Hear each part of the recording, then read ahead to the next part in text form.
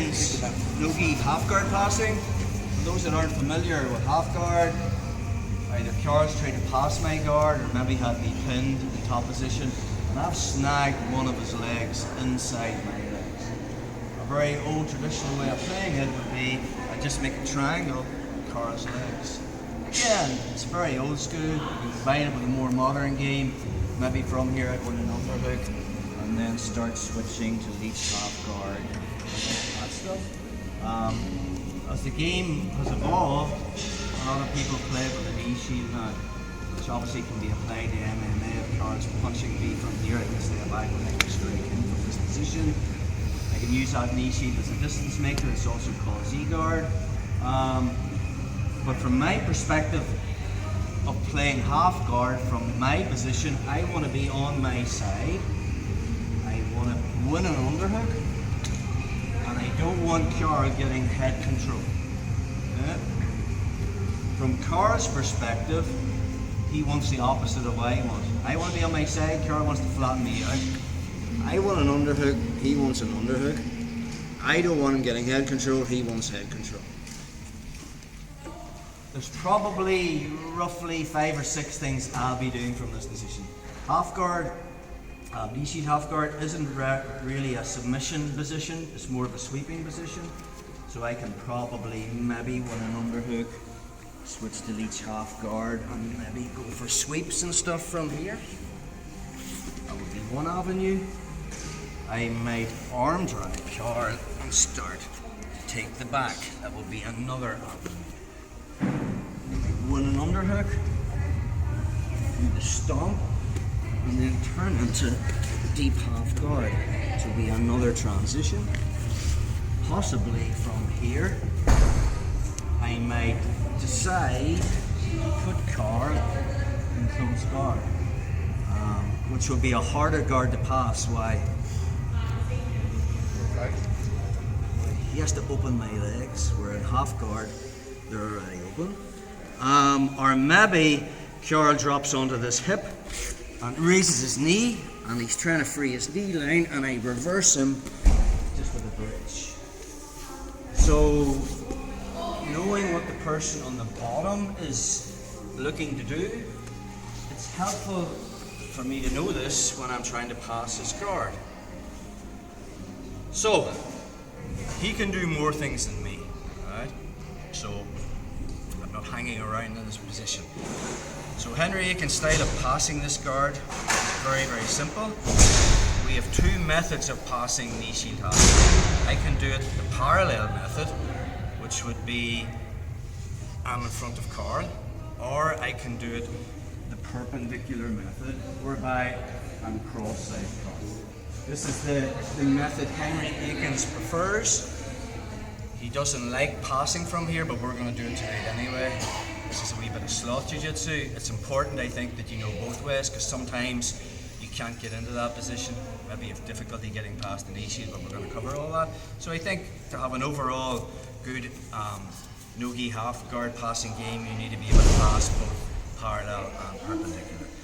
So from this position, I know now one of the things Carl can do is, if I'm sitting here, he can just pull that leg out and put me in close guard. And now I'm in the battle of trying to open his close guard, so it's a harder guard to pass.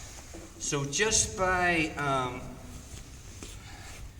sitting on my butt and crushing his leg, when my butt's on my heels, if Carl tries to pull that leg out, it's difficult.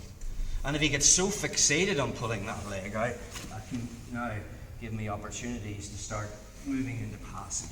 So first thing I'm thinking about is, I don't want him re-guarding, so I'm just crushing his leg with my butt, so he can't pull that leg out. Second thing I'm thinking about is, I don't want him on his side. He has too much mobility on his side, he's less mobility when he's flat on his back. So I want to cut a little angle and try and get past this knee. How am I going to do that? From there, my right knee's on the mat, I'm going to step up slightly and move to my right. Notice the way Carl's back starting to go towards the mat, and then I just cover his knee shield with my armpit. Obviously I want the underhook. If he's doing nothing and I can get this, that's cool. But Carl knows jiu-jitsu. Once I beat this, he's keeping this tight, so now we just basically stick our head in his throat. If he does nothing, I just keep sticking it in his throat.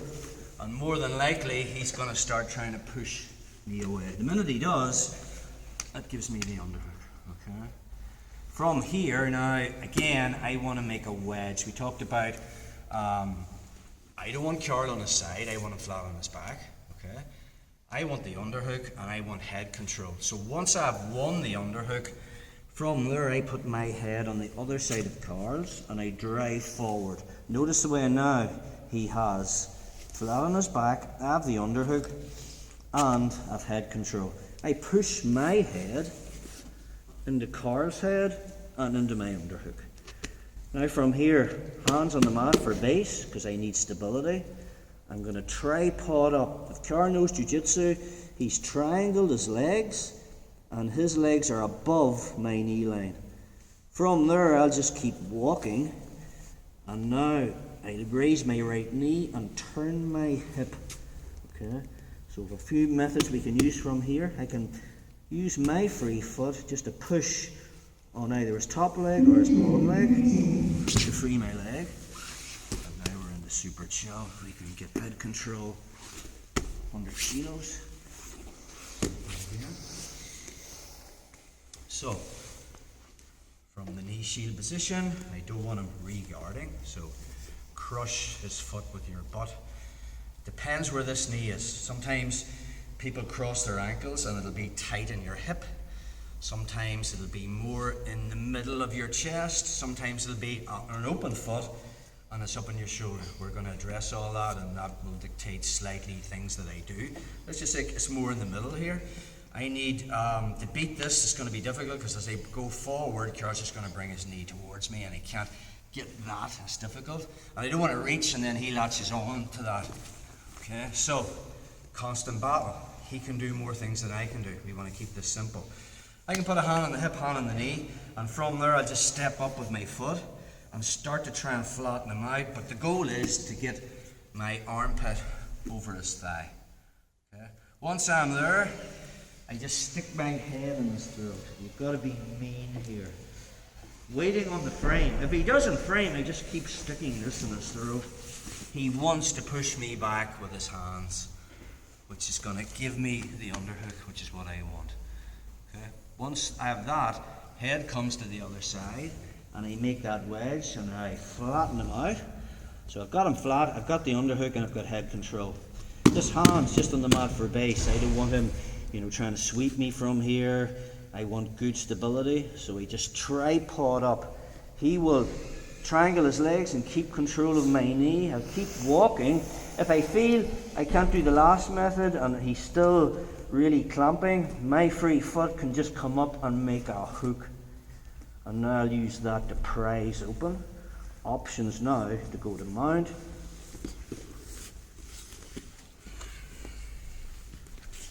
Forward position. Crush the bottom leg. Don't worry too much about the knee shield. From there, hand on the hip, hand on the knee, take a little step, start to flatten him out and beat that knee shield. You start sticking your head into this throat. That's what I want there, just to basically pushing me away, which will give me an underhook. Sometimes you won't get the underhook. If he's tight, then I just go for a crossface and bring him towards me. Okay, and then I can start flattening him out and putting my head this side, but we're not going to go down that rabbit hole, we'll keep it really simple. So we're here, I stick this in, Carl's pushing me away. I just win the underhook, notice the way he's still on the side. When I bring my head to this side, I'm flattening him out, hand on the mat for base. We're going to tripod up. If he's really tight and I feel I can't get my knee, sometimes a shake will do it. And I can bring my foot up, make a hook, prise this open. Maybe my mount beam sucks. I'll just windshield wiper back to the other side. I'll stay in side control. Okay, let's play with that, guys. There's a lot of detail on that.